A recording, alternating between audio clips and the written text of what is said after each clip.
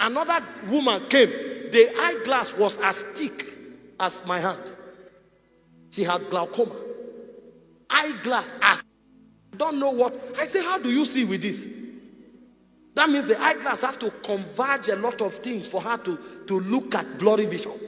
Instantly, the whole eye was cleared.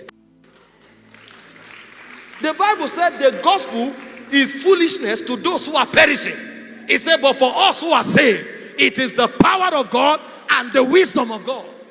Satan can't understand it. So I'm not telling you this to encourage you. I'm telling you this so you know what you carry. And as you are hearing, what is in you will start bubbling. It will start bubbling. It will start bubbling. I was in Ghana 2 weeks ago or 3 weeks ago. I finished preaching like this. I told them, we don't have to talk. The Bible says God is able to do exceedingly, abundantly, above what we ask or think. So we can do miracles and they will happen. And we were thinking miracles and miracles were happening. If you know who the believer is, you'll be starstruck when you find one. The problem is that we are entering the world as religious men, not as believers, not as witnesses, not as carriers of God.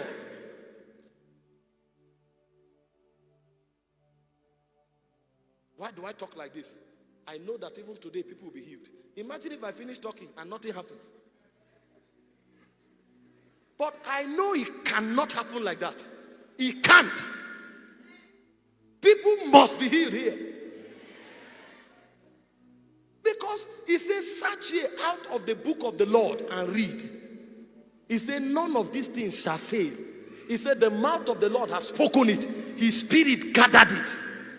It can't fail. He said, heaven and earth will pass away. Not one jot or tittle of this world will fail. I believe this thing more than the life I carry now. More than the breath on my nostril. I tell people, even if I'm in the hospital now, this is what I will still confess. And the only way you can find me there is if they carry me. The moment I recover myself, I will stand up and walk out. I believe this thing more than anything.